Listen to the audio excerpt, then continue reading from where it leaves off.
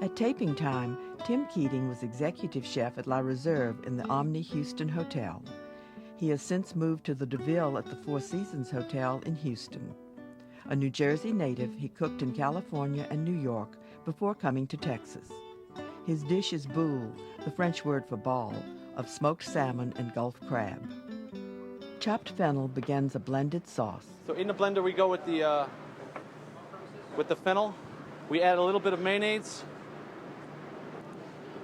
We use the juice of 1 lemon.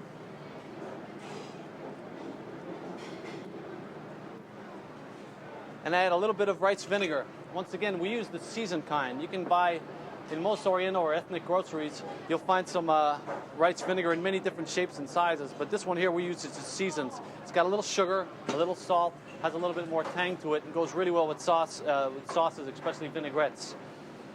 In the blender, as you put the lid on, we just start the mixture blending. You really want to try to liquefy it. Once that's liquefied a little bit, we can go ahead and add the dill inside. This sauce here is really, you have to play with it a little bit because it really, sometimes you don't have enough liquid in it. So if that's the case, we can always add a little bit of chicken stock just to round it out. Olive oil completes the emulsification.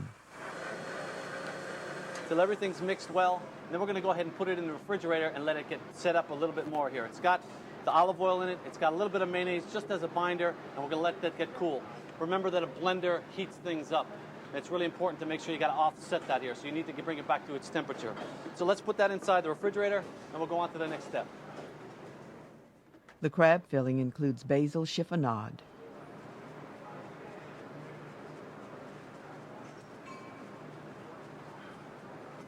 Once you've got that process finished, we just go back and loosen it up a little bit. This crab comes from the beautiful crab that comes out of the Gulf here. There's several different strands of crab across the country, but we like to say that this is like candy in this part of the country. Sometimes you get little pieces of shell that are involved within getting inside this, but jumbo lump usually doesn't have very much, and we've already picked and cleaned most of this. I like, especially for the boules, to leave those clumps as whole as possible. We take a little of that mixture, and into that we add our chiffonade of basil. To that, we'll add some finely chopped shallots. This is about one whole shallot, and we just finely mince it, and that'll give it, I think, a little bit of a nice sweet flavor to the crab itself, and accent it. To that mixture, once again, we just add just a pinch of kosher salt, and again, some freshly ground pepper. In this dish, I love to use an olive oil that's kind of gritty, it's unfiltered. It's a really wonderful olive oil called Mosto. It comes from Italy. It has a really great tang to it. If you were to taste it, you could tell that it has the little grit on it because it is unfiltered. But we just stream a little bit of this into the mixture. With a spatula, we just roll it together until it's well coated. The salmon boules are filled with the stuffing. Within that mixture, we tried lots of different things. We used French dariole molds. We used different triangulars, rounds, squares. But we ended up with a simple ice cream scoop, which is actually fairly easy to do. If you take a medium-sized ice cream scoop, and actually you can make these boules any size that you like. You can make them one boule as big on the plate, or you can make smaller boules like we do, and/or even smaller as we do sometimes as a little amuse-gueule or a little appetizer when people come into our restaurant. What we do is we line our mold, as you can see right here, we line it with plastic wrap or saran wrap, so it's nice and tight to the inside of the mold. From that point on, we take some sliced smoked salmon, and we just push it inside of the mold here. All right? You take the other half and just line the inside of the mold. Through that process, then we take a little bit of our mixture of crab, and we take it and just press it inside of the mold. You don't want to fill too much over the top of the mold because it'll end up pushing out. You won't end up with a nice little round ball. After that point, just fold the ends of the smoked salmon over the top, and then pull the plastic up over. Just push very gently with your hands, pulling the excess plastic to the top.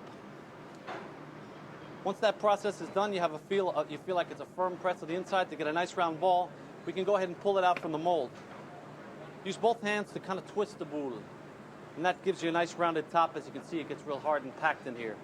Once again, you need to go back and reset this in a refrigerator. That way you get a nice, easy presentation. Holding the bottle fairly firmly, we just go back and just freely streak the plate. And just let it fall. Never is the plate ever the same. It always comes out a little different each time. What we do from there is then we go back and we put our boules right in the center in a little triangle, right over the top. What's really important, I mentioned a little bit the importance of the part of our culture is the olive oil that we use in our kitchen. And I like to use a real fruity olive oil just to glaze the top of these boules here to give them a really good flavor. And it's called Longorotti.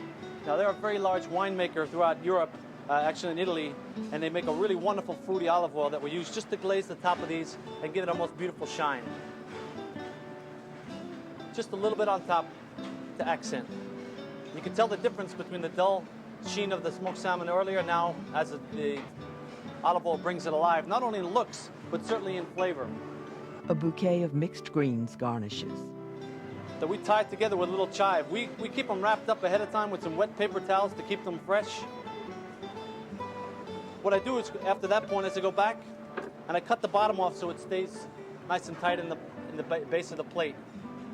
We'll go ahead and stick it in between the middle of the boules, and then we go ahead and finish it with a long chive out of the top.